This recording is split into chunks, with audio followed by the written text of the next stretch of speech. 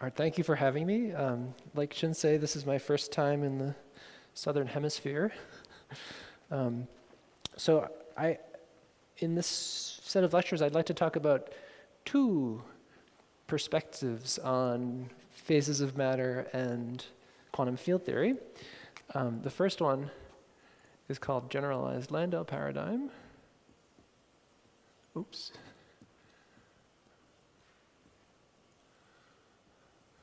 And the second is called entanglement bootstrap.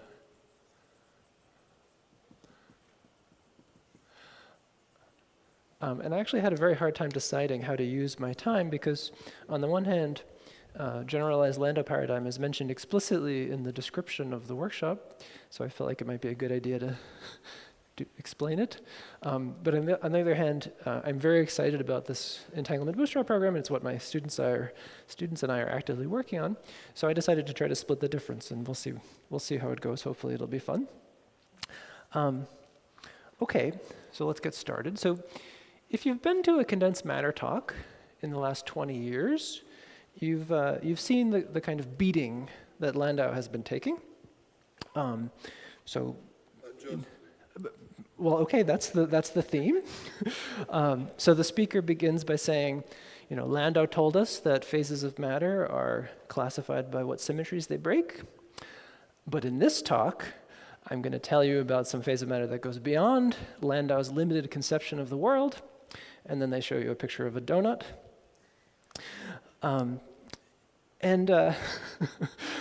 So perhaps having done this myself, I think it's extremely interesting that actually many of the states of matter that are the subjects of such talks actually can be understood in terms of symmetry by suitably broadening what we mean by symmetry and what consequences we understand symmetries can have about phases of matter.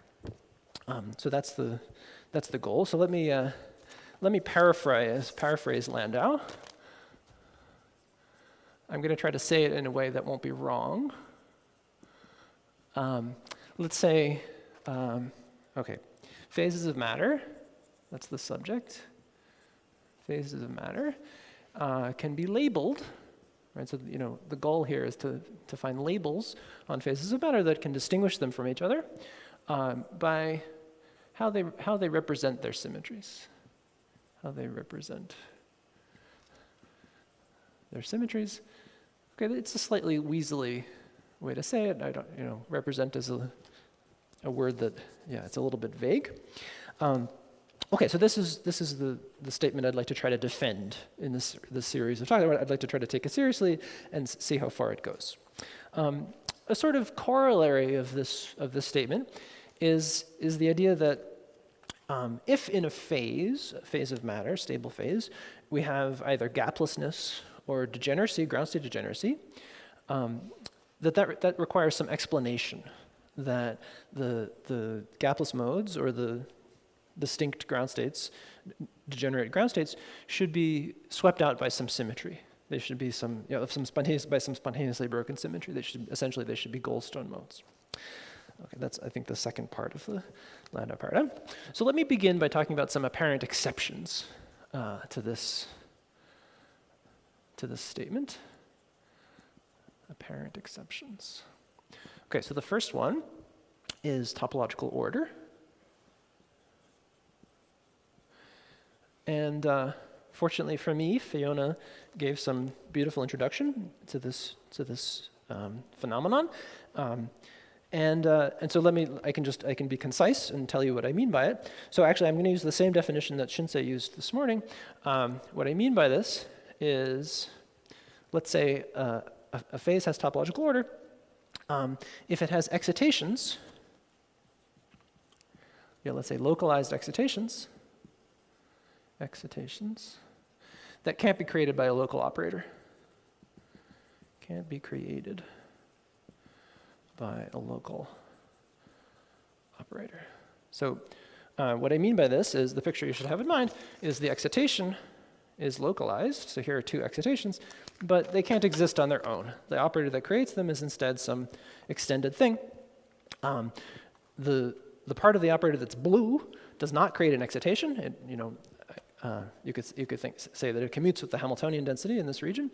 The excitation is only here, but there's no way to create this excitation without having the whole thing. And in particular, when the excitations are particles, there always has to be another one somewhere else.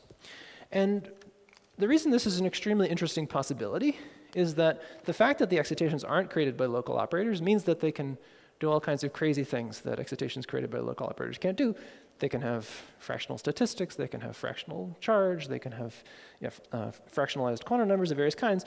And because they always have this tail attached to them that extends possibly arbitrarily far away, they can detect each other remotely. They can have non-trivial braiding with each other. So I've drawn the picture for the case of particles, but at least in higher dimensions, there can be more general things, such as string excitations that are created by a membrane, which can braid with particles, that kind of thing. Okay, and the cartoon of how this comes about that you should have in mind is that the ground state, or a ground state, is some kind of superposition made from the blue stuff. In the case of anions, it's made from some condensate of strings, some superposition of arbitrary configurations of closed strings, and the excitation. The excited state is instead some state where the strings can have endpoints. So think of, the point in life of the Torah code Hamiltonian is it's a local Hamiltonian that imposes the condition that these strings don't break, and if the string breaks, it costs some energy, and that's a kind of anion. Okay, and a symptom of this phenomenon. Okay, now we go over here. A symptom of topological order is a robust, topology-dependent ground state degeneracy. So that is, if we put the system on, say, a donut, on a space with non-contractible cycles, then from a given ground state, let me draw it this way. From a given ground state, which I'll just draw like this. This is a picture of the torus.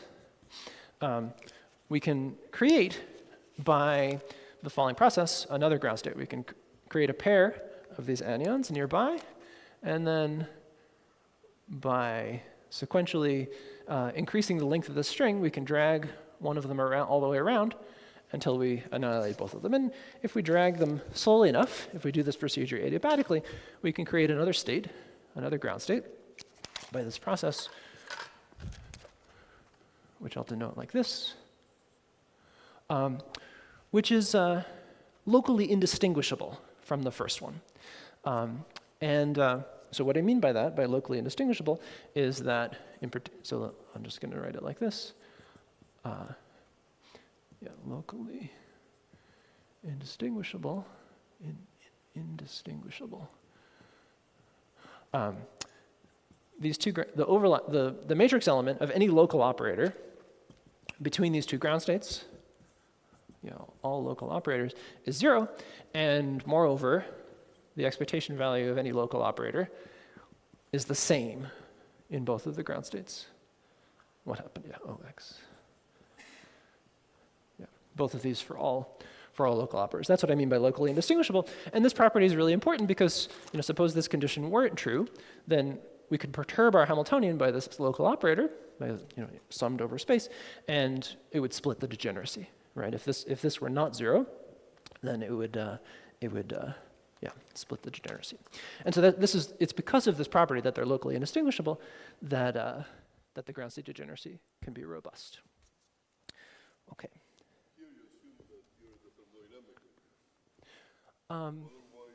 Yeah. Well,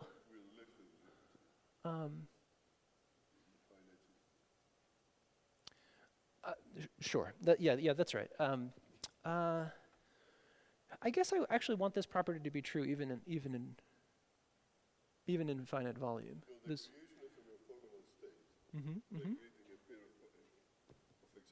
Yes. Yes. that's a statement about the energy. Yes, yes, that's right. Yeah, they're only exactly, that's right. Yeah. Yeah, that's right. It's only an exact degeneracy in the thermodynamic limit. In finite volume, there it's exponentially split because in perturbation you have to go to an order in perturbation theory of order the size of the system. Yeah. Okay. Oh, by the way, yeah, I can't really see you. I had to decide between seeing you and seeing my notes. So so please speak up, and I hope we'll have some questions from people who don't have tenure in this talk. They definitely look blurry. Yeah. Okay. And I guess maybe it's worth mentioning that this exists, this actually happens, besides the fact that the Tor code has been, in some sense, realized in various simulations on various chips and perhaps in various cold atom systems. This phenomenon actually happens, for example, in fractional quantum Hall states. Right? It's a real thing. Okay, maybe it happens in gapped spin liquids, but that's a little harder to tell. Okay, so that's the first exception I wanted to mention. The next exception that I want to mention is one that Fiona's been talking about, which is fracton topological order. And I mention it mostly so that I can emphasize how parallel the definition is. So a fracton topological order is let's say, a gap state with localized excitations that not only can't be created by a local operator, they can't be moved by a local operator. Perhaps, maybe not in every direction. Yes?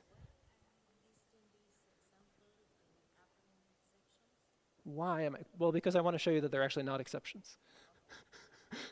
Yeah, I guess the key word is apparent. Yeah, that's the plan. Okay, so in this example here, the excitation was like this, but I can move it by acting with this little segment of string. There, I just moved it by a local operator. Fractons, the key property is that you can't do that. Right? So obviously, if you can create an excitation by a local operator, you can move it because you could just destroy it here and then create it at the next site. So this is a strictly stronger condition. The third apparent exception is other deconfined states of gauge theory. And okay, I find it regrettable that this is how I have to describe it. So what I mean here is things like gapless spin liquids, or okay, maybe I'll just write it. Yeah, gapless spin liquids. And maybe the most visible example is the Coulomb phase of QED. So that definitely has a gapless degree of freedom in a phase of matter, and so by the corollary that I mentioned, that requires some explanation. Okay, and then the last example that I want to mention explicitly is topological insulators. And I guess it's really the talks on topological insulators that are the ones that are most guilty of the parody that I gave at the beginning. And I guess Fiona already described these, but the idea is that they're phases of matter that are distinct from the trivial phase, but don't break any symmetry, and also don't have any topological order. So I can define them by what they're not. And the picture you should have in mind. Maybe I'll write this over here. The picture you should have in mind is that we can restrict our attention. So here's a picture of the space of all Hamiltonians. It's a big, scary space of which I'm only drawing 2 dimensions. And let's say the x-axis here is the space of G-symmetric Hamiltonians. Then the idea is that, yes?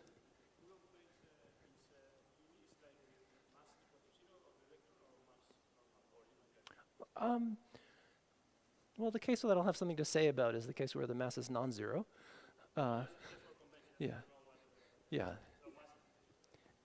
Let's think about massive charges. Yeah. Yeah. So like the way I'm seeing you, right? Yeah, the real world. Right. So we can imagine a situation where there's a big X here, where say every point except for the big X, it describes a gapped Hamiltonian. But if this is the picture of...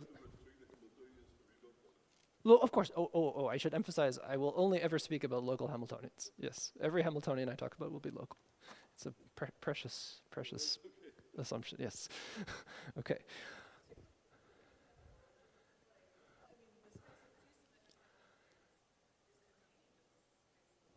Yeah, that's right. I'm drawing a slice of the space of all Hamiltonians. Of course, that's an enormous, scary, terrifying place to be.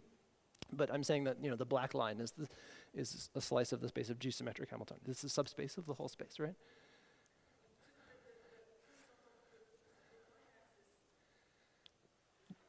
It just means it's local Hamiltonians that don't have G-symmetry.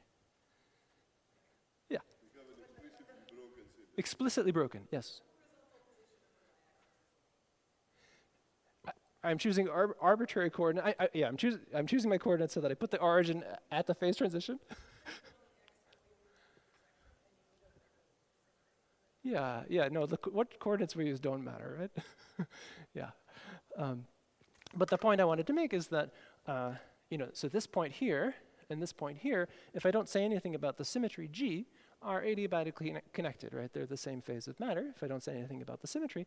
But if I restrict my attention only to the world where everything has G-symmetry, then I need to go through a phase transition to relate them, and they're different phases of matter. So one can say that they're different SPT phases, symmetry-protected topological phases. And this is a topological argument that they can exist, but it doesn't say how to characterize them. The rough idea of how to characterize them is the following. So in order to get from here to here, let's call this coordinate G. In order to get from here to here, we have to pass through this wall of gaplessness. And so if I consider, maybe Fiona will object to my drawing the axis here. I don't know. So here's a picture of space. We can think about a configuration where, let's say G starts, this one could be just the vacuum, say, right? Just the trivial phase. We could consider a situation where our coupling does this. So here we're in SPT2 and here we're in SPT1. And you see that along the way we have to pass through this special value of G, which I called 0, where the gap closes. And so you might imagine that something happens. Something can happen here at the edge. Yeah, so the idea is that we can characterize SPT phases by what happens if we make an interface between the SPT phase and the vacuum, or the SPT phase and some other SPT phase. Okay. That was my summary.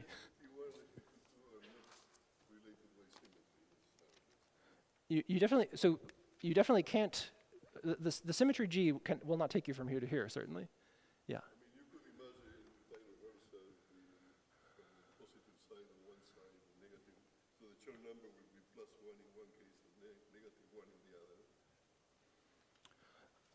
There could be some explicitly broken symmetry that relates them. That's possible. Yeah. Yeah. Right, but this could certainly be, but that symmetry you're talking about won't be part of G. Yeah, there could be other, yeah. In your example. Yeah, in some other example it could be. Yeah. Okay, good. All right, that was my review of phases of matter, or rather at least from the point of view of exceptions to this, apparent exceptions to this statement. Okay, so I'd like to, so like I said, the goal is to take seriously Landau's point of view, not treat it as a straw man, and really, I guess maybe I think it's fair to describe it as kind of a fun game to, try to think of phases of matter that are exceptions to this and figure out how they fit in. It's at least a good way to review your understanding of phases of matter. And it has two ingredients. Yeah, so there are two ingredients in this game, two rules so far. We can maybe find more if we need to. The first one is generalized symmetries. So that is, we can generalize what we mean by a symmetry. Actually, I'm going to review that second. And then the other ingredient is using the symmetries that we have already to better effect. And so what I mean by that is we need to think about anomalies, which I guess is also in the title of the workshop. So I feel okay talking about it. And I guess maybe even if you don't so much like this point of view on phases of matter, this is a useful thing to do because more symmetries means more non-perturbative information about field theory and phases of matter, which basically we're always desperate for. Yes, question. You mean in my statement of the Landau paradigm? I definitely don't want to demand that there's a local order parameter. Yeah, so I guess maybe we could say that's where Landau's conception was too limited. Yeah, definitely there are phases of matter with no local order parameter. Yeah, in fact, each of these is already an example of that. Okay, so I guess maybe I should mention that by now some people have taken this point of view maybe a little too far. There are people who want to try to classify all gapped phases with a given symmetry. I'm not going to try to do that today. They can have their fun too. Okay, okay. Now here comes the public service announcement part of the lecture. I want to emphasize that when I say the word symmetry, I'm talking about actual symmetries. I'm talking about operations that act on the Hilbert space of the physical system. And so I mention this because here I said the word gauge theory, and I have to admit that I actually don't know what that word means. That is, if someone hands you like a piece of rock and tells you that this thing is a spin liquid, that in some sense that means that it's there's the low energy physics of the system is described by a gauge theory, but exactly how to tell what observations we should do on the system to tell that it's a gauge theory, I really don't know. And whether something is a gauge theory is not a well-defined thing, in the sense that we know many examples of physical systems which have a description as a gauge theory and have another dual description as something that's not at all a gauge theory. Horacio mentioned one yesterday, and indeed there are many others. So whether something is a gauge theory is actually not a well-defined thing. What I mean is that by a gauge theory is a system that has some description as a gauge theory. Whether that's the best one or not, I don't know. But the point I really want to emphasize is that, yeah.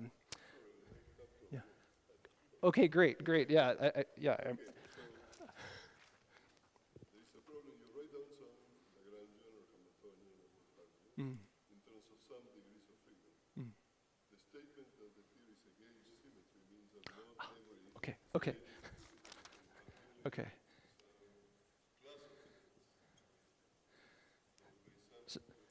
So, but what you're describing, I mean, of course, I agree with what you're saying, is a statement about our description of the system, right? It has some description where we use this language with some redundancy. But the thing I really want to emphasize, the thing I'd like to take this opportunity of speaking in public. But that's a description of the system, right? It's not something that you can tell by looking at the piece of rock that it has some redundancy, right? So the thing I really want to emphasize is that I really don't think we should ever use this phrase. I really think we should outlaw this phrase because it's not a symmetry. Well, okay, no, sure. Well, of course that's an important question. If you are talking about a gauge theory, it's very important that everything is gauge invariant. And that's exactly the point I want to make. The physical quantities are gauge invariant. We certainly agree about the spirit of the thing. But yeah, the point I want to emphasize is that the gauge transformations are a redundancy of a certain description and not a physical property of the system, not a symmetry. So I really would prefer if no one ever used this word ever again. So every time you use the word, you're pair of words. Individually, they're okay, yes. Yes, in the combination is the thing I'm objecting. So every time you say this phrase, you're hurting me a little bit. Okay, end of public service announcement. Okay, so I've said this word anomaly. I guess it's come up a couple of times, but no one has said what it is. So let's talk about ingredient. I guess this is ingredient 1 and this is ingredient 2. First, let's talk about ingredient 1. Okay, so what's an anomaly? There's an old-fashioned point of view where we write some path integral over some fields with some action and some measure, and anomaly is when this is invariant under some transformation and this is not invariant. Right, that's the old-fashioned definition of anomaly. That's how they were first discovered. It's not a great definition since, like what I was just saying, it depends on our description of the thing. So here's this is the historical artifact definition. Here's the modern point of view. The modern point of view is that whenever we're confronted with a system that has a symmetry, whenever we, sorry, let me mention an example. For example, let's think about fermions, Dirac fermions. Oh, it doesn't have to be Dirac fermions. Let's think about n left plus n right Weil fermions in 1 plus 1D. Then there's an axial current, and it's not conserved. It's not conserved by an amount which is proportional to the gauge field that we couple to. Oh, so speaking of gauge field, so what do I mean by this gauge field? The thing I'm thinking of is anytime we have a system with a symmetry, it's not a bad idea to couple it to background gauge fields. Right, so what I mean by this is essentially, so what I mean is introduce a particular collection of coupling constants, which and study the partition function as a functional of those coupling constants. And roughly what I mean is just minimal coupling. So for example, if my Hamiltonian is p squared over 2m, replace that by p plus a squared over 2m, where a is some background gauge field that we get to pick. Or maybe another way to say it is we add to the action some term which is like j mu a mu. Oh, maybe I should make this a curly a. Let's make this a curly f. I'll use curly f for background fields to emphasize that these are not dynamical degrees of freedom. They're just some coupling constants that we get to pick. And the idea is that we should study the partition function as a functional of these background fields. However, there are some choices that we make when doing this minimal coupling procedure. In particular, we have to choose a gauge for this background gauge field. And anomaly is when the partition function as a functional of this background gauge field depends on what gauge we use.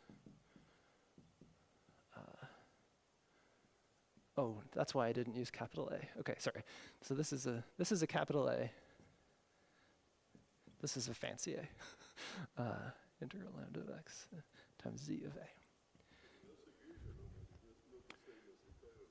So this gauge transformation that I'm talking about is a gauge transformation of the background gauge fields, right? So there's a very important distinction that I'm making here. What I'm doing is I am not gauging the symmetry. I'm merely coupling to background fields. Yeah. But if the system is gauge invariant, it will depend on the curl of A, but not on the gauge transformation. This. I'm coupling A to the vector-like current, yeah. In this. Okay. Oh, I'm sorry. You're right. Okay, patience. Sorry, I misspoke. So, indeed, this A is a gauge field for the current whose anomaly I'm examining. Okay. That's right. Yes. Yes. So in this example, this A is exactly this quantity. Yeah. So these facts are equivalent, right, by the Nether method. Yes. Great. And.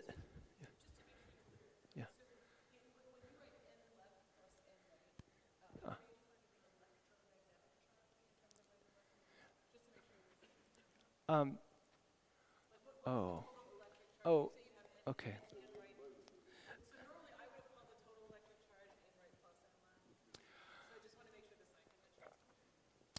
Thank you. Yes, you're right. Okay. All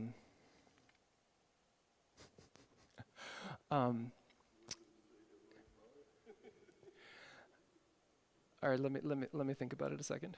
Here, let me. Okay. Let's just think about 1 Weil fermion. There we go. Everybody agrees that that's anomalous. Yes, yes, that's right. That's right. It makes it simpler. Yes. Okay, we can fix my sign later. Okay, so this is a very robust and general definition of what we mean by anomaly. And one reason that this definition is great is that it plays very nicely with the renormalization group. The renormalization group, remember, is a procedure for thinking about this partition function, which is by design, it's a family of theories with the property that the partition function is invariant under the RG operation. Right? It preserves long wavelength observables, in particular the free energy. And so by construction, the fact that the anomaly is defined as some transformation law of the partition function implies that the anomaly A is RG invariant. And maybe it's worth reminding ourselves for a second why this is great.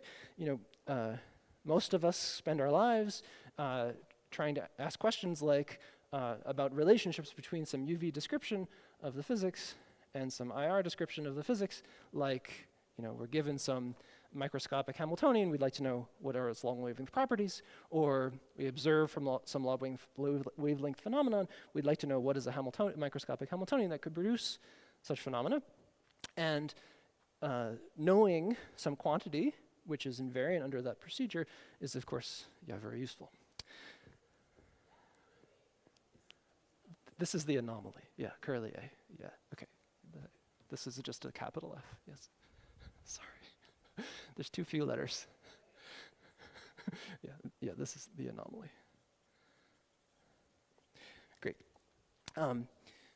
Okay, and so as I just tried to emphasize, the procedure that I've just described is different from gauging the symmetry, right? So this is to be distinguished from gauging the symmetry, which means not only coupling to a gauge field, but regarding the gauge field as a dynamical degree of freedom and quotienting the Hilbert space by the gauge transformations, turning what was a symmetry into a redundancy. But as you can see, one way to think of the anomaly is an obstruction to gauging the symmetry. Because obviously if the partition function isn't invariant, then we can't regard this as an equivalence relation. Right, so the physics is changing under this transformation. The two states related by this transformation can't be the same. Okay, so this is a good way to think about anomaly.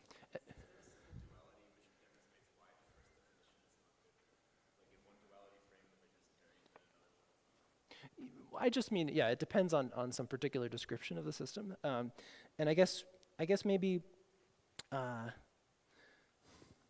think maybe it's also true that not every example is describable this way. So actually, let me give an example, which I don't know how to describe that way. Maybe that'll answer your question. Yeah. Paul. Can I ask a question just about? Please. You just made it so very quickly, but it's so profound. You define anomaly value. Why is there no way out? Why can't you gauge the symmetry? There's no trickery. Great. Thank you. Yes, there's some fine print in the definition of what A is. This is very important. Thank you for the opportunity to mention it, which is you could imagine that it might be possible to add to the action some other terms that are not themselves gauge invariant, whose transformation would cancel this. So for example, actually, sometimes when we do this, when we say this minimal coupling prescription, like for example, suppose J is d phi, is a spontaneously broken current, right? So phi is the Goldstar mode. In that case, I think many of you probably know that in order to make this gauge invariant, the thing I need to add is actually this, right? So that the Lagrangian is actually d phi plus a all squared. That's the thing that's gauge invariant. Under phi goes to phi plus something, and a goes to a plus d something, a minus d something. And so this term is, of course, not gauge invariant at all, but its variation is, it's important to add it because it fixes the non-gauge invariance of this. So if I forgot this term, by what I said earlier, that would have been an anomaly, but actually the correct definition of anomaly is A is whatever appears here modulo variations of local terms. So you're allowed to add local non-engaged invariant terms to, to try to kill it. So that's the kind of trickery I think you were referring to. And the anomaly by definition is the thing that you can't get rid of that way.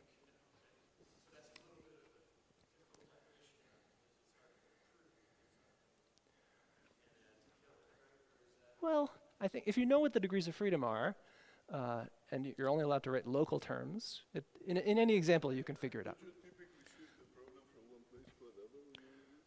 Sometimes you can shift the problem from one place to another, that's correct. So you have a current that is not conserved in one case and Yes.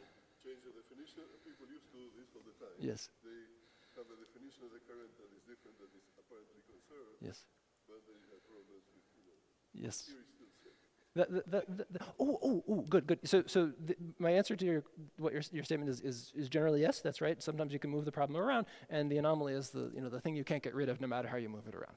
But actually, I have to emphasize that there's nothing at all sick about a theory that has an anomaly. So the word people sometimes use to emphasize that nothing is sick about it is a Tuft anomaly. I'm speaking about anomalies of global symmetry, so it doesn't at all mean any kind of inconsistency. If you try to gauge it, that's right. That's what. No. Wait. Hold. The first part of your statement, I'm perfectly happy with. That's what I meant here, right? So, if you try to do a path integral over A and quotient the Hilbert space, that's where the problem would arise. Yeah, that's great. Okay, we agree.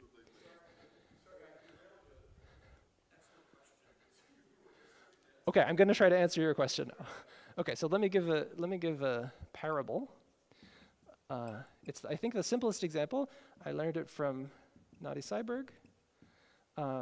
And okay, so a physical system can be specified by a Hilbert space and a Hamiltonian. The Hilbert space I'm going to talk about is a two-state system.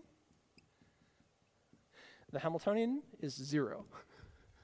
Okay, so I think it's the simplest possible physical system, even, and I claim that there's an anomaly. Okay, so the symmetry in this problem I claim is SO3, in the sense that an arbitrary unitary acting on this Hilbert space is something like this, right? So n is a unit vector, so this parameterizes an element of SU2, and then there's an overall phase we can put. But the action on operators is U, O, U dagger. Clearly this phase doesn't matter, it just cancels out. And then there's one more part that cancels out, which is e to the I pi, if theta is equal to pi, doesn't act. And that's and SU2 modulo this is SO3. Okay, now I claim that symmetry is anomalous, and one way to say that is, well, I think you all probably know that this Hilbert space is a projective representation of SO3, right? Half integer spin is a projective representation of SO3 exactly because when theta is equal to 2 pi, this thing acts by -1 on the Hilbert space. But there's another way to see this, by which we can interpret it as an anomaly in exactly the sense I was just describing, which is to couple to background fields. So what does it mean to couple to background fields? Well, at least for discrete symmetries, coupling to background fields is the same as inserting symmetry operators. Yeah, this is coupling to flat, at least, background fields is the same as inserting symmetry operators. Oh, I haven't said what symmetry operators is yet. So okay, I'm getting a little bit ahead of myself. But so what I mean is, let's instead think about z of A, the partition function of the system, and what is A? Well, in this case, the only possible gauge field to which we can couple, it's a 0 plus 1 dimensional system, is A0 d tau. Let's say tau is the Euclidean time, where this is a 2x2 matrix. This is a SO3 gauge field, and what does a gauge field do? Let's think about the thermal partition function. Put it on a circle, right? So by this I just mean trace e to the minus beta h. H is 0 before I couple to gauge fields, but then we add this gauge field, so it won't be quite 0. What does it mean to insert this, to turn on this gauge field? Well, it means inserting some Wilson line around the thermal circle, and the gauge invariant information in that Wilson line is that when you go around the circle, you do a gauge transformation by you do some SO3 rotation. And so how do we describe that? Well, it just means we're computing trace over our Hilbert space, this two-state system, of e to the I theta over 2 n dot sigma for some n hat and some theta. So this is the only thing it can possibly be. And well, fortunately, we can do this trace. This is equal to 2 cosine theta over 2. Right? The trace is just over the two states of this matrix. And one thing you can see is that, so z is just a function of theta. One thing you can see is that under this shift, forget about n, it doesn't depend on n, under the shift of theta by 2 pi, which is an equivalence in SO3. One way to think about that is we can do a large gauge transformation where A goes to A plus I g inverse dg, where we choose g to be e to the 2 pi I, e to the I pi n n dot sigma over 2, over beta. I think if I got, no, let's say, I think I got that right. 2 pi beta, no, there should be a 2 pi. Yeah, so under this gauge transformation, theta goes to theta plus 2 pi. That's just the statement that the symmetry group is SO3. But as you can see, if I plug in theta goes to theta plus 2 pi, this is minus z of theta. So this minus sign is an anomaly. What do you think? Okay, so why am I talking about anomalies? So besides the fact that Yes, that's right. It's the 0 plus 1 dimensional version. Yeah, as opposed to 2 plus 1 dimensional. Yeah, in any even number of space dimensions, there's a parity anomaly. That's right. Okay, so why did I talk about this? Well, besides the fact that they're very useful, they give a way of labeling SPT phases. All right, so the idea is, so I said that SPT phases are labeled by what happens at the edge of the space, and the thing that happens at the edge is that the theory at the edge is anomalous, right? So there's some symmetry G, and a non-trivial SPT means that if you put it on a space with boundary, the edge theory has a G anomaly. So that is, so an SPT has the property that the bulk action, let's say we can couple to background fields for G, that A is a background field for G. It has the property that under a gauge transformation in the bulk, there's a term on the boundary of space, which is lambda times curly A, where this is some non-trivial anomaly for the edge theory. And so what does this mean? Well, because of the fact that the anomaly is an RG invariant, it means that the edge theory can't be boring. Right, so this means that on a space with boundary, the edge theory can't be trivially gapped. So it's exactly the same condition that appears, for example, in the Liebschultz-Mattis theorem. That is, it has to be either gapless, that's one possibility, symmetry broken, it can spontaneously break the G symmetry, or it can have some anomalous topological order. So the point is it has to somehow realize the anomaly. Okay. So by now there's a very sophisticated classification of SPTs in terms of actually what are the possible topological terms as a functional of the background fields we can write here. It's actually a very unsatisfying classification in the sense that the classification doesn't tell us how to write the ground state wave function or Hamiltonian for it. It just tells us that the response theory to the background fields has some particular some particular topological term. And it's in terms of some cobordism invariance, very fancy things. I'm not going to say anything about that. The only thing I want to say is that clearly SPT phases are labeled by how they represent their symmetries. So I declare victory for this example. Okay, maybe that's what I wanted to say about SPTs. No order parameter. Yeah. So we're giving Landau the benefit of the doubt a little bit. This is what he meant. Okay, so that's what I wanted to say about the first ingredient. Maybe I should give some examples, but I think maybe I won't in the interest of time. The next ingredient is, okay, let me ask it as a question. What is a symmetry? I think this is actually not such an easy question.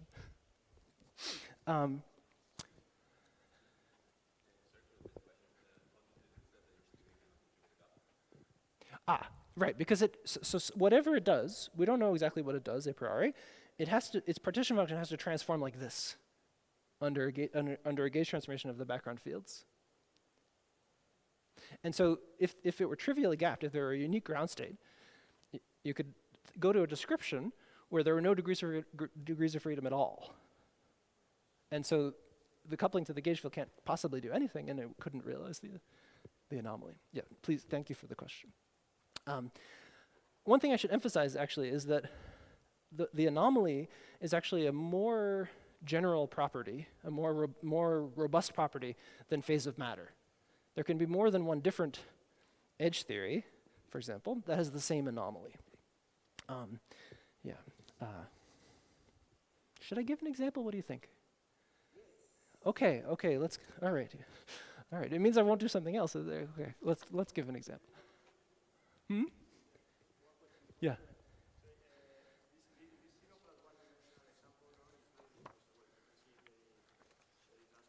Great.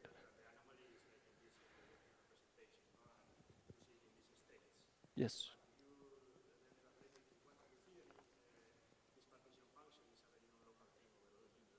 Non-local.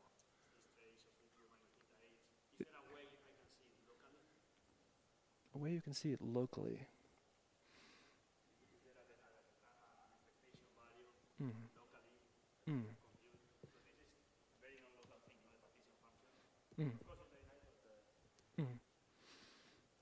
Sometimes there is. And a good example is the modular commutator that Shinsei mentioned earlier. So that's something from a ball in the ground state wave function. You can figure out C minus, which is the coefficient of a gravitational anomaly. And actually, indeed, so the perspective I want to advocate in the second part of the lectures is exactly that there's always some way to extract this information from the reduced density matrix of a ball. Let me comment on this lattice example. There is a more general version of this. And in some cases, there's a long paper by Schwimmer and various others. I always thought that Nati was in that group, but he wasn't. And it turns out in some cases, remember one case, the partition function is identically zero. That's bad news. Yes, so it's an example, it's like the SU2, Newton's SU2 anomaly, whatever, that the partition function has to vanish. That One case, it depends on the no, but that must be a gauge anomaly then, though. It's a gauge, it's Yeah, a genuine yeah, anomaly. yeah. That's I think there were, depending how many Majoranas you put in or something, there was a case where the partition function is actually even worse, it's just zero. So, I think you're talking though about the partition function that you would get if you tried to gauge the symmetry. no, it's still with the background field. I don't think so. That's what they said. Okay, show me later. It's 1986, it's an old paper. Okay, help me find it later. Good. Okay, so let's do an example. Let's think about the free fermion topological insulator in 3+1 dimensions. So the symmetry is time reversal. Maybe there's some semi-direct U1 charge conservation, and one way to think about an effective action for this is the only degree of freedom in the world is a massive Dirac fermion. D3x psi bar id slash minus m psi, and there are two phases depending on the sign of m. And one thing that you can see is exactly, if I draw exactly that picture, we can think about the coupling constant. This is space. We can think about, here's the edge, here's m positive, here's m negative. This is the SPT, this is the vacuum. And by studying the Dirac equation in the presence of this domain wall, living here is a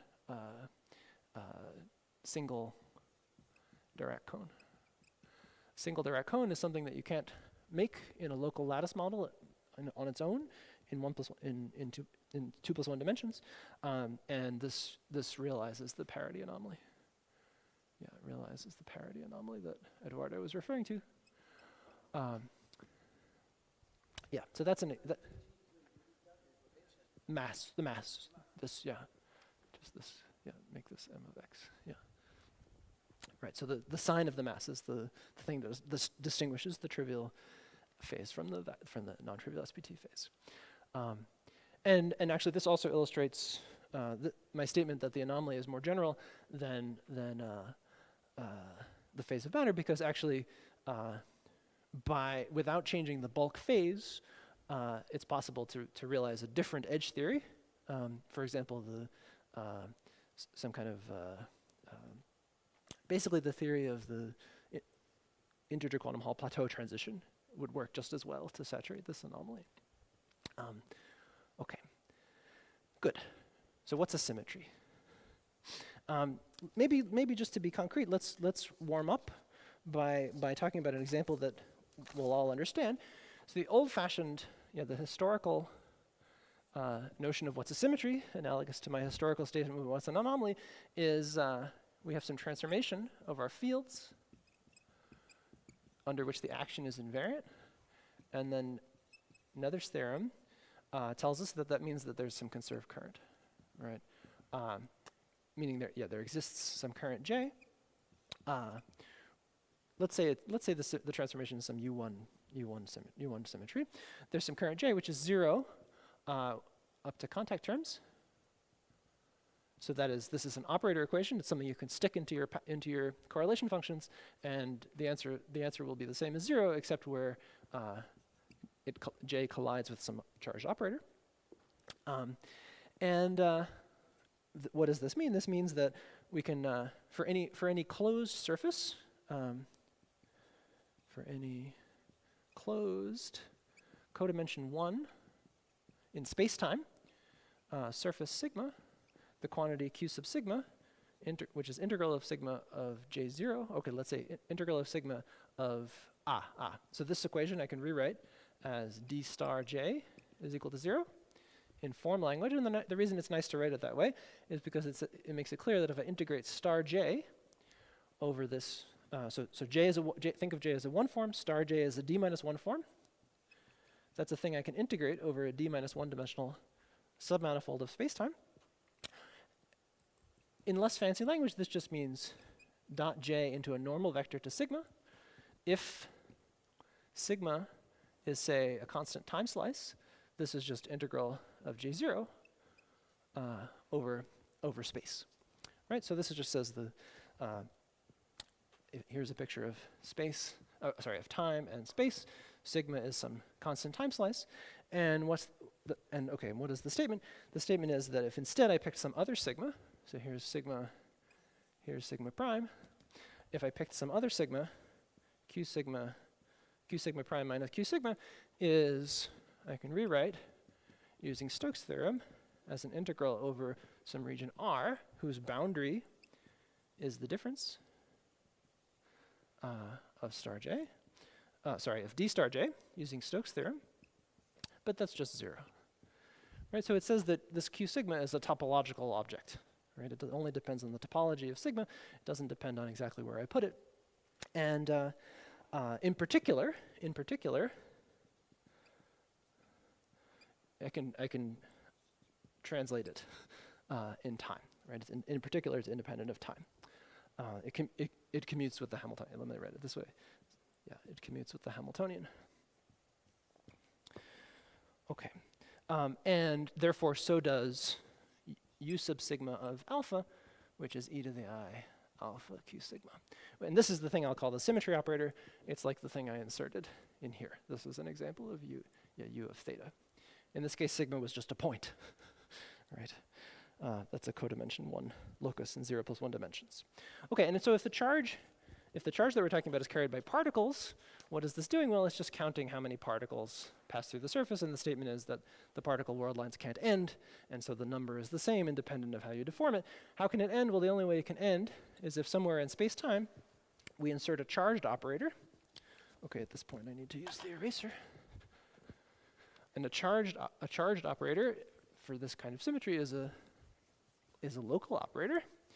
And what it means to be charged is the following. A charged operator is O of x, which transforms like this. So this is the definition of the transformation law, and a charged operator is one which is an eigenvector of that operation, where alpha here is a closed zero form. Now you might say that this is a stupid way to describe a constant, but actually maybe I'll mention an example where it's not so stupid. Okay, so the interesting realization of recent years is that all the steps from starting from here until we got to here were actually not really all that necessary. That is, the thing we really care about for purposes of using a symmetry for the kind of purposes that I've been talking about, or for solving strongly interacting problems, we actually don't care about this fact that there's some variation of the fields. Maybe one thing I should mention. So one consequence is that that starting point is the fact that the transformation law of the fields forms a group. Means that I can combine these symmetry operators. If I just put them on the same slice, then there's some group law for the parameters. It says that these symmetry operators satisfy some kind of fusion rules, whereby, where more generally we can multiply them. Okay, so the realization is that we actually didn't need all that stuff. The thing we really need is just the symmetry operators and the fact that they're topological. So the discussions from this point of view can get pretty abstract, and so I think maybe it's a useful thing for me to give a very concrete example of a symmetry operator. They have sometimes they're called topological symmetry operators or topological defect operators. I'll probably use all of these words. Let me give a very concrete example of a U that I can define without ever saying anything about transforming my fields. And the example I want to give is, let's think about the classical Ising model. I'll draw a square lattice in two dimensions just for definiteness. I'm going to classical, right? So I'm just thinking about this partition function. I have a spin at each of the sites, and my action is, say, just nearest neighbors on this lattice of some j, ij, sigma I, sigma j. And okay, so famously this model has a Z2 symmetry, and so we should be able to construct some kind of Z2 symmetry operator. So the group has two elements, and the U associated with the non-trivial element, I'm now going to use multiplicative notation, associated with some sigma. So sigma here is some codimension 1 locus, and of course in the continuum description I was giving over here, I didn't have to tell you about exactly where it was, but it turns out that it lives in the dual lattice. So sigma is some slice. For example, it could be this slice of our dual lattice. And the definition of the symmetry operator is in any correlation function, if I want to insert this operator sigma, the thing I do is I do whatever I would have done without it there. That's the dot, dot, dot. This is the same with the e to the minus s. And then, but I change the action by JL. JL is the coupling constant along the link L.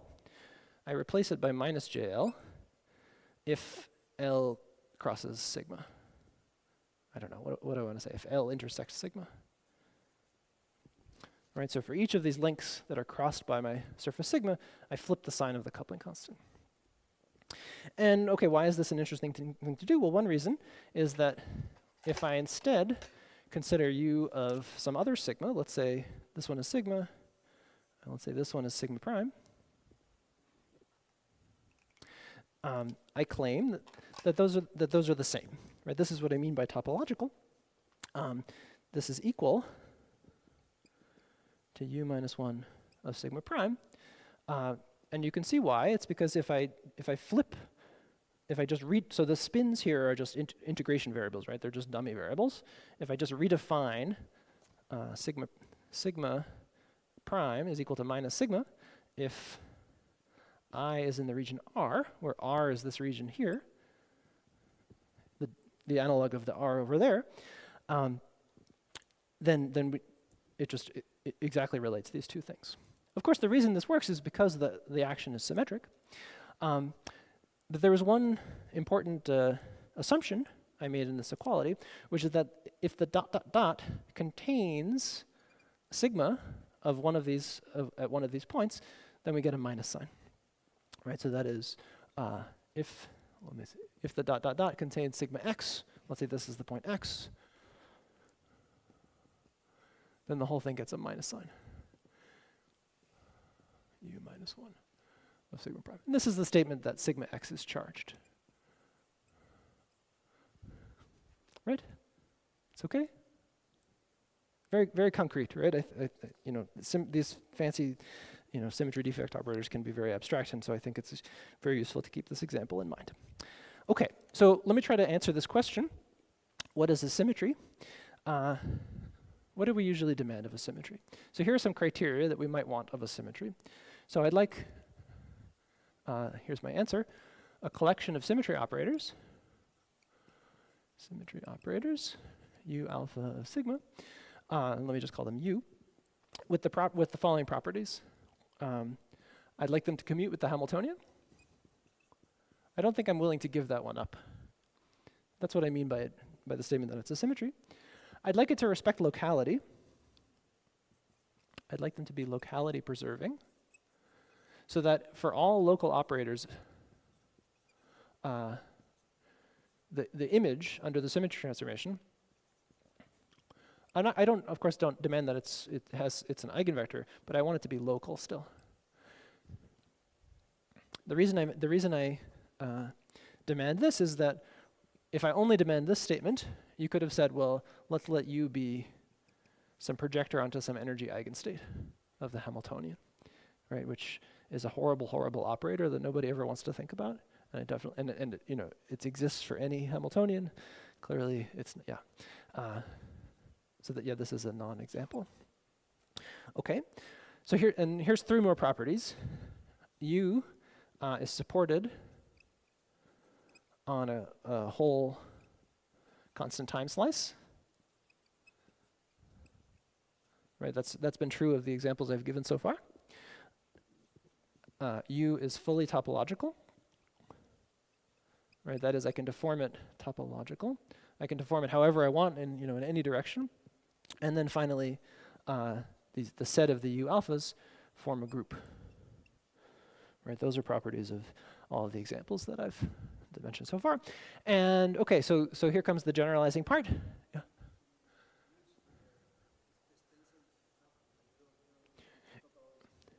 I like the stress tensor, but yeah, so I guess that's related to this one, right? Because just commuting with the Hamiltonian is a weaker condition. Yeah. So okay, so here's the part where we generalize. Right, we actually don't need these 3 conditions, and I'm still willing to call the thing a symmetry, even if it doesn't satisfy these last things.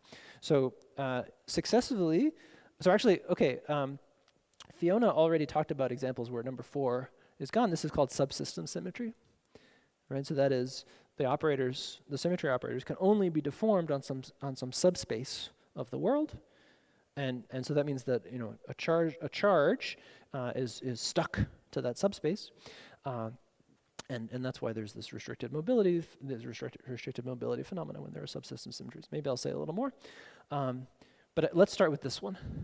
Let's start with giving up U is supported on a whole constant time slice. Nobody wants to argue about my definition of what a symmetry is? I think it's a good thing to argue about because, I don't know, I'm just making this up.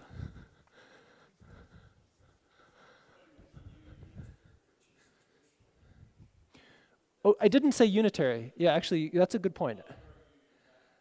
I guess it's part of this maybe. Yeah, so if we give up this, we also have to give up U as unitary. That's right. Though it is, you know, it's nice to preserve the norm of the states.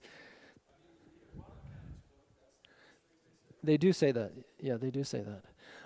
So okay, yeah, maybe I should say a little more about why this is a good idea, why this change of perspective is a good idea. One reason is that it treats nether symmetries that arise from transformation laws of the fields, on an equal footing with a different kind of symmetry, namely conservation laws that arise because of some topological condition on the field space, right? Like say, you could have a field theory where, you know, say maps into S2, and the winding number of the map is something that can't change under continuous deformations of the field. That leads to some conserved quantity. It leads to a symmetry, but from this point of view, it's a totally different thing.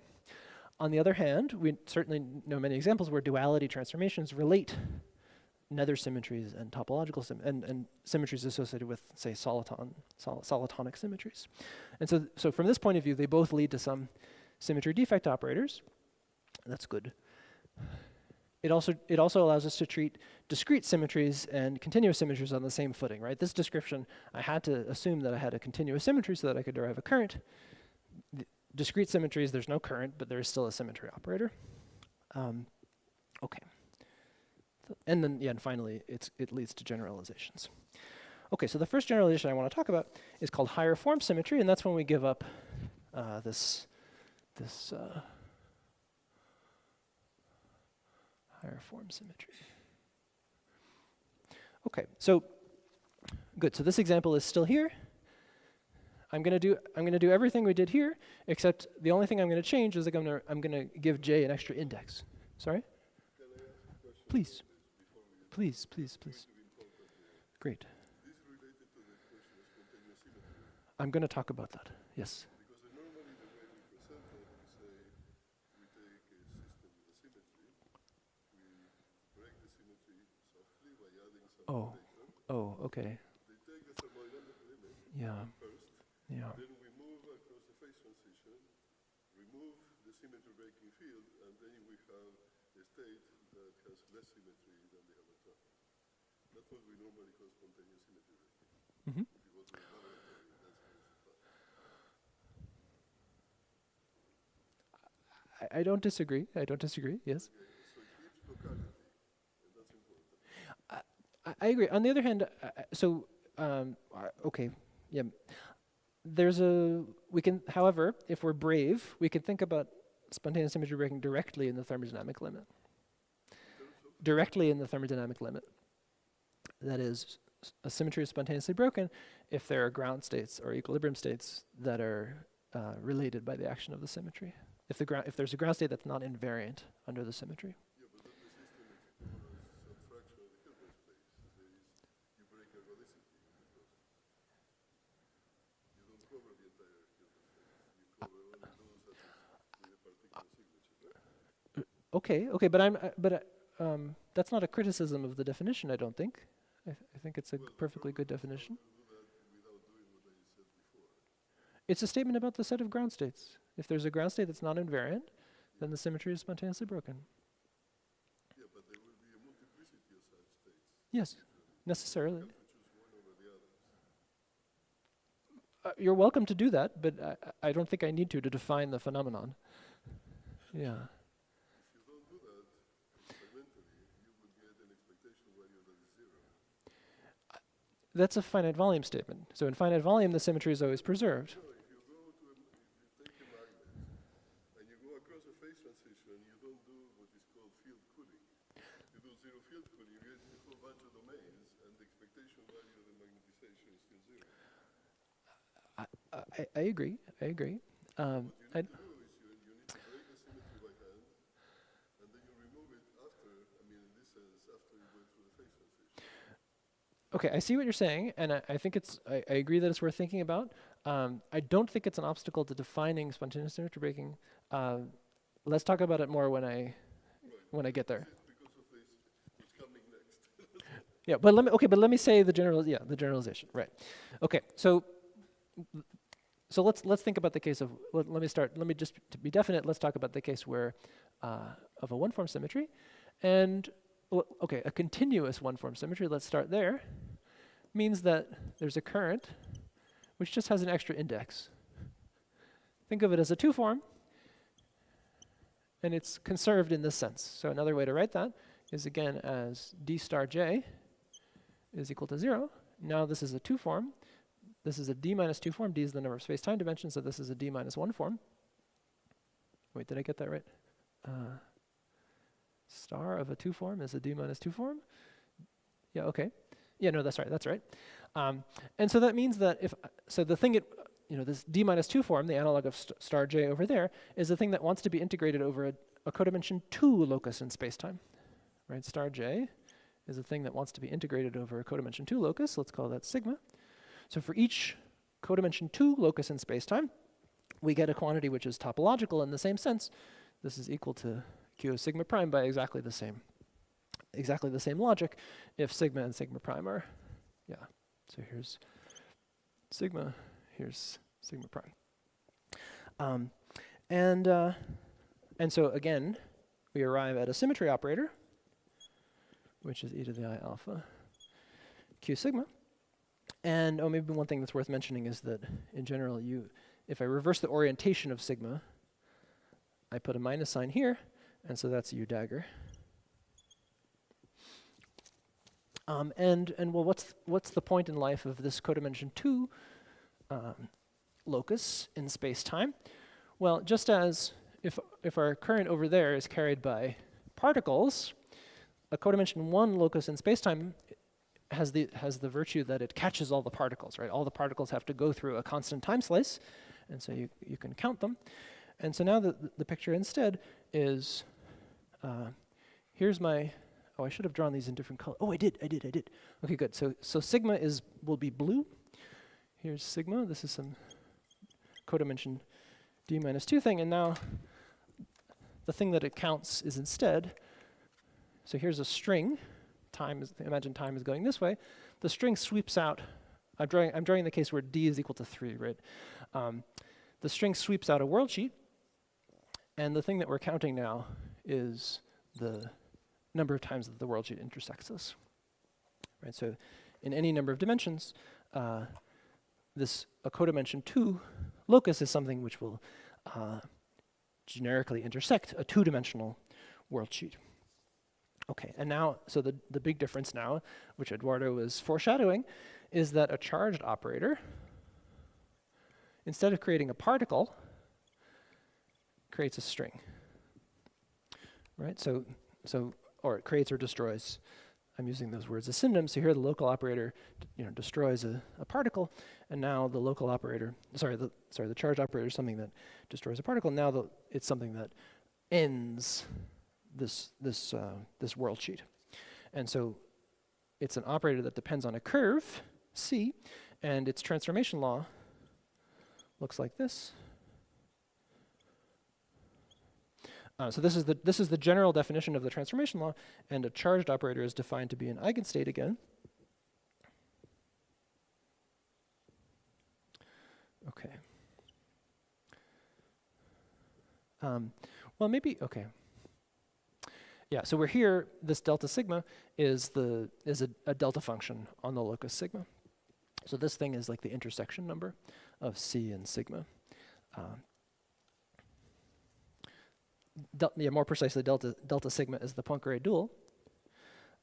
Inside a constant time slice, so pick a constant time slice. Then my definition of delta sigma is for any form of the right degree, if you integrating sigma over, integrating that form over sigma is the same as integrating over the whole constant time slice of the wedge with the Poincare dual. Okay. And yeah, this thing is closed. D of delta sigma is 0 because I'm assuming that sigma has no boundary.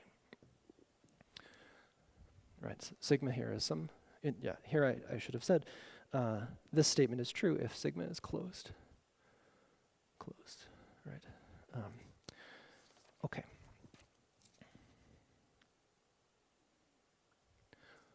Okay, so let's generalize, right?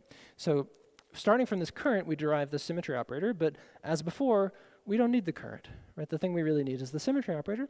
And so a one-form symmetry, it could be discrete or continuous, is some family of topological operators supported on some codimension 2 locus in spacetime. And more generally, a p-form symmetry, this marker is not doing well.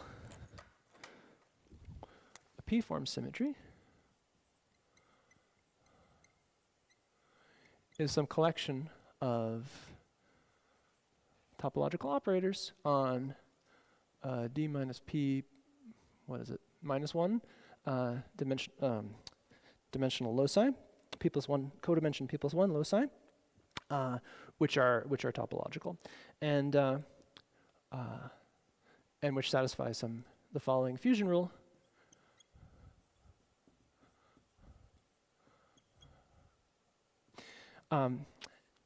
And as you can see here, I'm making the statement that for p, this is for p bigger than or equal to 1, this is abelian. And the reason it's abelian is that think about the path integral description of this product of operators. One way to specify the order between these is to put one of them earlier than the other in the path integral. Right, the path integral computes time-ordered correlation functions, and but as you can see, if these objects are codimension 2 or higher in spacetime, I can deform this here. So maybe let me draw the profile of it. So here's u beta, and u alpha. This direction is time, and the fact that p is at least 1 means that there's always some other direction, so that I can move this guy around this guy and change the order without them colliding at all. Okay, so it's always abelian, at least until we give up number 5. Okay.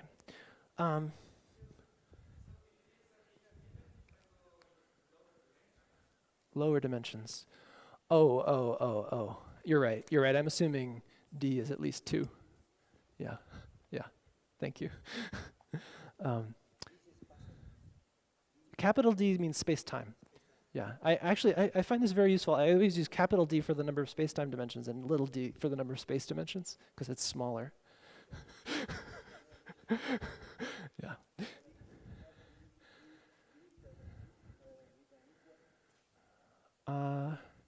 Yeah, because if there are 2 space-time dimensions, then a one-form symmetry means that it's supported on a point, right? So it looks like this. And so I can move them around each other. Did I get it right? I think it's right. Yeah, okay, I don't want to, in order to be abelian. Yeah.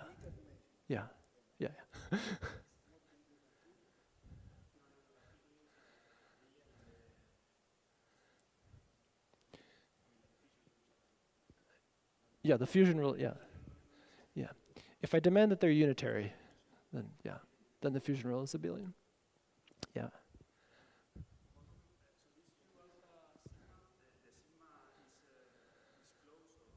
Closed. Yeah, otherwise this fails, right? Otherwise the integration by parts fails here. Right, I use Stokes' theorem. So the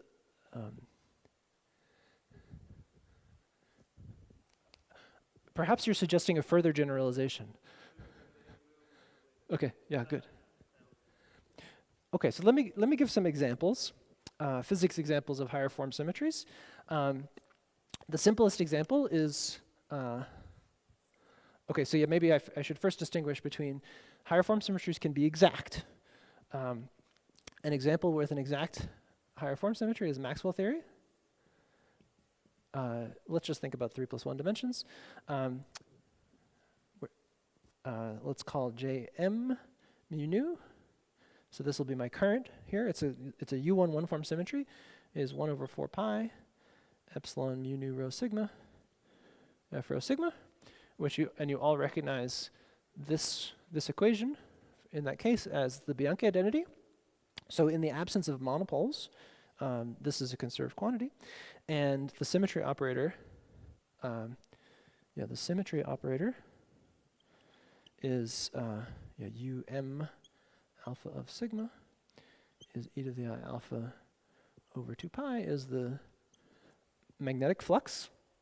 And so the statement that is topological, just like Horacio said yesterday, is just the statement that it's just Gauss's law. It doesn't matter which Gaussian surface you use to measure, as long as you don't pass through a monopole. And the charged operator is a 't Hooft line. I don't know. Okay, let's call it T.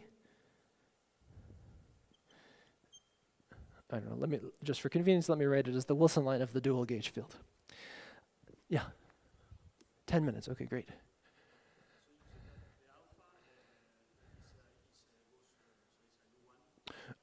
Could be. Yeah. Oh. I don't know a physical example where it's real. I guess, okay. Yeah, okay. Right. Okay. Yeah.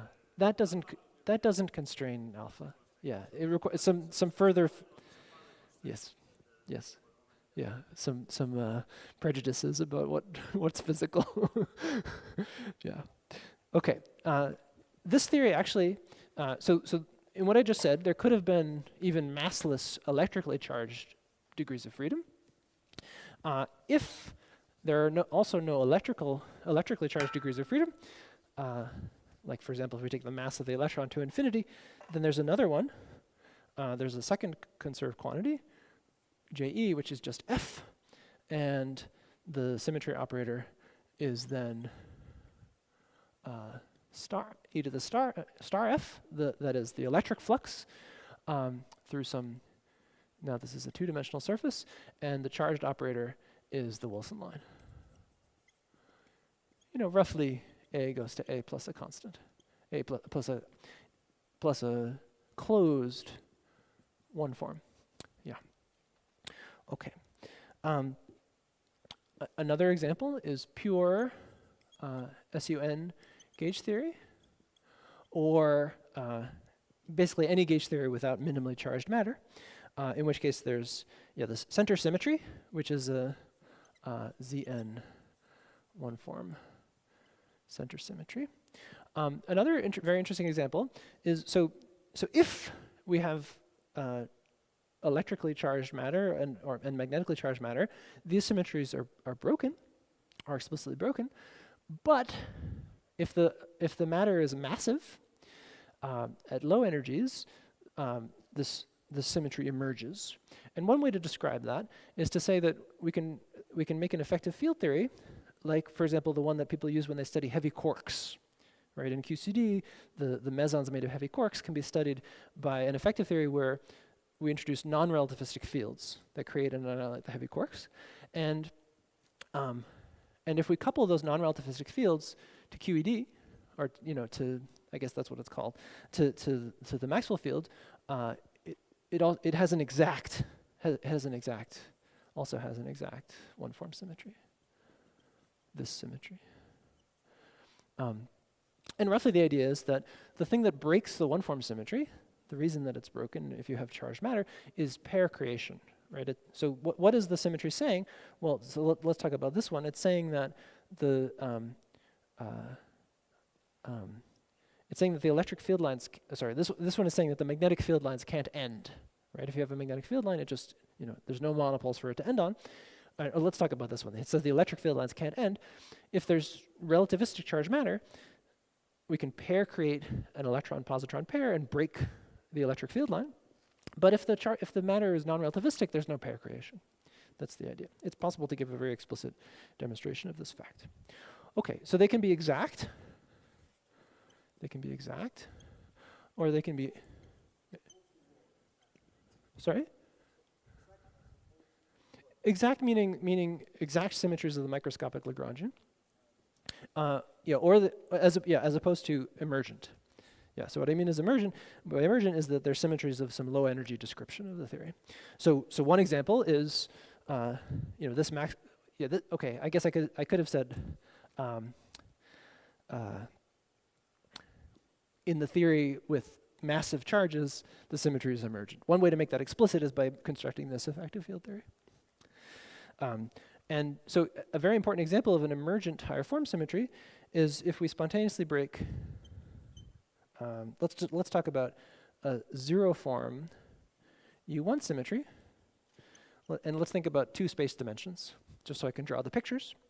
Then I claim that there's an emergent one-form symmetry, U1 one-form symmetry, where the charged operator, or let me say what the charge is. So spontaneously breaking a zero form U1 symmetry means that there's a Goldstone boson. Let's call it phi. And the fact that it's a U1 symmetry means that phi is compact. It's a periodic variable. It's the phase of something. Sorry?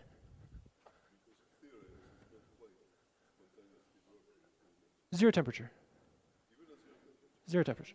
Oh, you mean the quantum theory? Spatial dimension. Yes, spatial dimension. Oh, spatial dimension. Yes. The quantum. Yes. Yes. Yes. Yeah. Okay. The current is integral d phi over 2 pi, which you recognize as the integral formula for the winding number, right? So this counts. So if I pick a curve, this counts how many vortices there are inside the curve, and that's not something that changes if I deform this a little bit. Of course, this symmetry is actually explicitly broken in the microscopic theory because the vortices are actually dynamical. Okay. And this generalizes to, so more generally, if I'm instead in d dimensions, this becomes, what is it? Okay, it's an exercise for you to figure it out. I think it's d minus 2, because instead this becomes like a vortex string, and the thing you're counting is going around that. It's always a curve. It's always a curve that you integrate over. Okay. There are many other examples where higher form symmetries are emergent, and those are examples of abelian topological order, which is a point that I want to explain in detail next. And okay, so why is it a good idea to talk about this? Well, besides the reason I've already mentioned, one good reason is that higher form symmetries can be spontaneously broken. So anything we can do with zero form symmetries, we can also do with higher form symmetries, and so we can think about what it means to spontaneously break them. Maybe Eduardo and I will have this argument next time. Okay, well, maybe during the questions, yeah. So actually, maybe I'll just say one thing to preempt maybe some of the discussion, which is, what do I mean?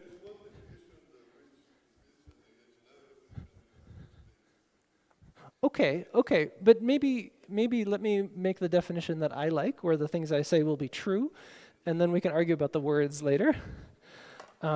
So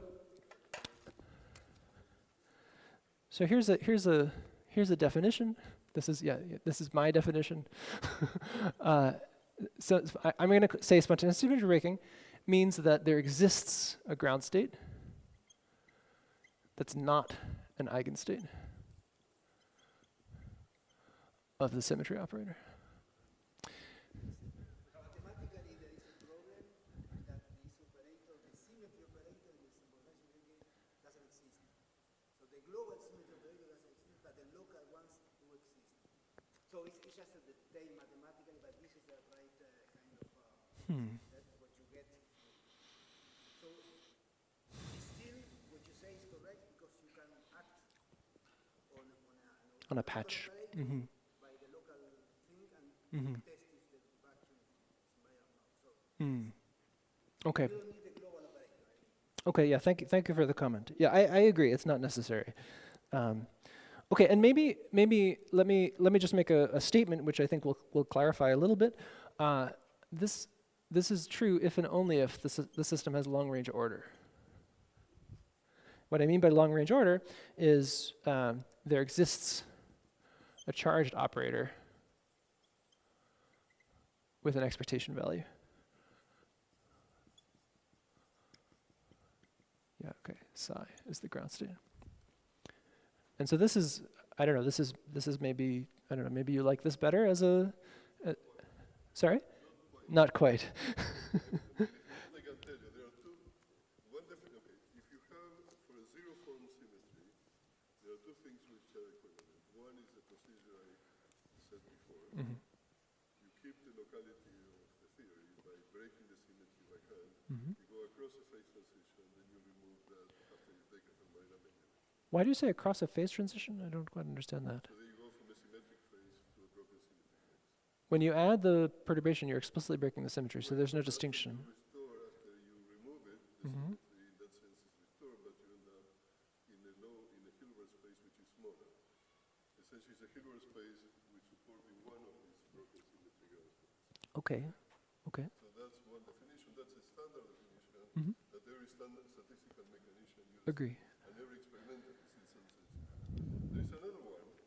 We say, let me take, without prejudice to that, let me take an operator that transforms non-trivial under the symmetry and compute the correlation functions. Yeah.